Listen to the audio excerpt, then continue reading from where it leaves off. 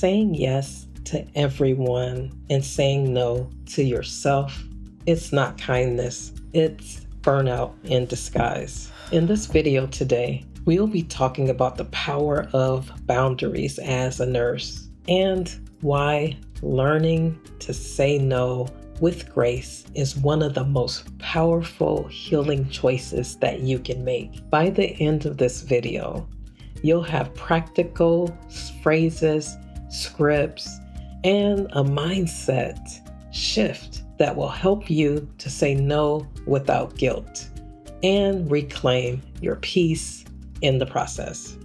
So, the first part, let's talk about it. Why boundaries are a healing practice. Why do nurses always struggle with setting boundaries? I think here's a few points. I think it's our conditioning. We have been conditioned to just do everything for everybody. I remember as a nursing student, and they teach you, make sure when someone asks you to do something, make sure that you're available and you do it because you're trying to prove yourself. And so I think that conditioning of nursing school and then trying to get a job and then trying to impress people once you're there, just that whole thing. And another reason, I think culture praises overworking. I mean, we have built a culture that says that if you're not like literally dead by the end of the day, then you have not been productive or whatever. But I mean, we know better than that. But I believe that's why we struggle with setting our boundaries. Fear of judgment and also retaliation. I was teaching, and some of the students were saying that they are so afraid to ask questions because they want to prove themselves. They were like, we don't want to make it feel like we don't know anything. So they fear being judged, that they're incompetent. They're brand new, they're just learning, but their mindset is already being groomed to think that don't ask questions because someone will think you don't know something. So really horrible. Guilt that says, if I don't do it, then who will? How many of us have said that when you're taking care of patients or when you're doing other life skills or whatever, you're like, you know what? I know what I'm doing. This is how I like to leave my room. This is what I like. So I'm going to be the one that that does it. And then you're overwhelmed. You are extremely busy, but you don't receive the help. So if I don't do it, who will? Somebody else will, believe me, if you don't do it. You are not called to do everything and to be everything for everybody. Now, when you say yes to everything, you start saying no to your own well-being. And that's the bottom line. And that is really what I'm after here. So let's get a little bit into this truth bomb right here. So listen to this. Boundaries are an act of self-respect, not selfishness. They are how you stay engaged with your purpose without abandoning yourself. How you stay engaged without abandoning yourself. How many of us, come on, nurses, have abandoned ourselves in the service of others? I know I did that for a period of time until I finally decided that I was going to be true to me. But so many of us, we abandoned ourselves to become something that we were never really meant to be. Yes, we were called to be nurses. Yes, we were, but we were not supposed to lose ourselves in the midst of becoming the nurse that we have desired to be. I always talk about the occupation and vocation. Occupation is nurse. I'm a nurse. I'm a nurse from the core. But I personally have a vocation as well, which is a calling. My calling, in addition, is to inspire other people. It's to help people to transform, to be the highest expression of themselves. And so don't abandon yourself. If you have abandoned yourself, there's ways that we can reclaim and get you back because you work best when you know who you are. And so I want to make sure that you just put a pin right there. If you know that you've been abandoning yourself, if you felt that, then that was for you. So let's talk about the second thing, and that's resilience. And resilience is also one of the heart framework that I have from the prior sessions. I talked about healing and we talked about engagement. So I want to jump into resilience a little bit. And so resilience, boundaries as an energy filter. Boundaries protect the best of you. You hear that? Boundaries protect the best of you. Oh my gosh. You don't set boundaries against people. You set it against your energy or for your energy. I like heart math so much, you guys. I'm a heart math trainer. I've been one since 2012. And one of the most important things and phrases that I have to share with you, because it has to do with you set them from for your energy, protecting your energy. It's called intelligent energy management, not stress management, but intelligent energy management. I like to have control to protect the energy that comes into my space or I allow into my space. And that is so important. And with resilience, it is so amazing that you can actually protect your energy. Things that will deplete you, you stay away from it. Or if you engage in it, you learn tools to renew yourself so that you can be balanced. So, why does this matter? Why does resilience matter? It's because it's not just about bouncing back. It's about remaining grounded with your whole self and being self aware in the face of adversity, in the face of challenges, in the face of having a full patient assignment, in the face of having people not supporting you, in the face of it. How are you showing up in that particular phase? And that's what resilience is. Matter of fact, the definition for heart math, because I'm a math certified trainer, is the ability to prepare for, recover from, and adapt in the face of pressure, in the face of crisis or adversity. And I love that definition. I also found another definition, and it says to change to a new way of living when an old way is no longer available, and to do it all without dysfunction. Oh my goodness, didn't that happen for us in 2020? We all had to change to a new way of living and a new way of being. We had to shelter in place. We had to do all of these things. We had to change all of the different ways that we did things. And so resilience in its truest form is definitely not hustle. It's healing in motion. See, resilience has gotten a bad rap because some people use it in a negative connotation. They talk about resilience. You need to do just stick in there, just grunt it out. No, that's not what I'm talking about, because when you just grunt it out and you just keep pushing through without paying attention what's going on within your body, then you are going to definitely burn out. I'm talking about intelligently managing your energy so that you can see if you're feeling that you had an energy shift and you're depleted, then you do what you need to do to regain and to renew that energy. Resilience is a sacred commitment to care for the inner self so that the outer work doesn't destroy what's within. Did you hear that? It is the sacred commitment to care for the inner self so that the outer work doesn't destroy what's within. Ah, that's so powerful. It's an inside job, you guys. I have worked on myself for such a long time that now when I show up undisturbed.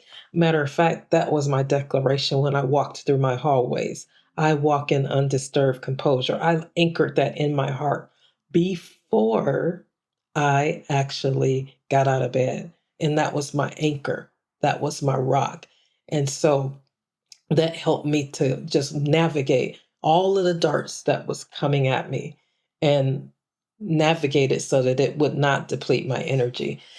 And so healthcare is a dynamic field. We know that, where rapid advancements are happening, technological innovations, shifting patient acuity and needs. They want more and they deserve more. And unexpected crises like COVID-19 or natural disasters. They all demand flexibility and quick decision making, and resilience enables nurses to be able to really undergird and support what they need to do as a nurse. So let's talk about some things. Resilience enables you to stay calm under pressure. I love that. When things got chaotic for me, I got still. I got quiet because I knew that if I get quiet enough, I can hear answers. And so that's why it is so important for us to learn how to shift to get quiet so that we can hear the answers that we need. Hey, innovation might pop up, whatever it is. So that's number one. It maintains productivity. Instead of feeling overwhelmed, resilient workers can sustain their focus and their performance, ensuring that patient care standards remain uncompromised. You maintain productivity because you are managing that energy that you have, and you're using your energy for the purpose of impacting those that you are around. You recover quickly, definitely recover quickly. Now, you're going to get hit. Challenges are going to come. Somebody is going to tick you off, but it's how you handle that situation that either renews or depletes your energy. I might get hit. Somebody may say something to me that I absolutely don't like, and I'm like burning up on the inside. But before I allow it to go any deeper within, I deal with that. I hit it up front because remember, I anchored undisturbed composure in, and that's my baseline. And so, because I have such a loving heart and I have compassion toward myself and other people, it's a little bit easier. But I've practiced that. I've learned how to use that for my good. And then it fosters innovation, just like I just told you. When you're resilient, you can see things that others can't see because most people see things as problems, and you're looking at it and saying, here's the opportunity so that I can create this. I see a gap here. Let me create A, B, and C. So, anyway, very, very important. By cultivating resilience, you not only protect your well being, but you also enhance your ability to navigate this ever changing landscape. Now, here's a tool for you. It is called the Boundary Backpack. And it's I'm going to actually give you 4 phrases that you can use today in this moment because we are so good with doing everything for everybody else and saying yes to everybody else but us. And so let me give you a few tools.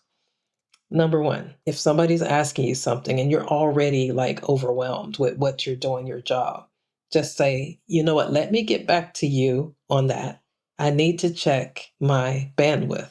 And I like to say that like that. I mean, you are just calling it out. I am protecting my bandwidth. So let me get back to you on that instead of just saying, yes, I remember me as I was a new assistant manager. Oh, yeah, I'll do this. I'll do that. I'll do that. And so before you know it, that's where the burnout started to come in because you're doing everything else for everybody and you're not renewing yourself so that you can be okay and be able to thrive and do the things that you need to do in your own job. And so the second phrase I'm going to give you is, that's not something I can take on right now, but here's what I can do. So you're not saying no, you're just saying this is not something I can take on now. Let me tell you what I can do. You see that? And the third one is I want to be fully present. And I know I can't do that if I'm overextended. I love that because that's what I've had to say. I really want to be fully present with this project, with this assignment. But when I'm overextended, I cannot give my best self. And so that was another one. And then the one that I just recently began to start using in 2022-ish on is, does this align with who I am? Because that's where I was stuck at as far as being burnt out versus misaligned. It was not necessarily burnout for me. It was more so misalignment. So if there's something that aligns with who I am and my purpose and my why, then I was absolutely willing to do it. For instance, caring science. Caring science reignited me and took the burnout away and reignited a fire that was so bright that I was able to train and to teach others and to impact everybody that I came in contact with.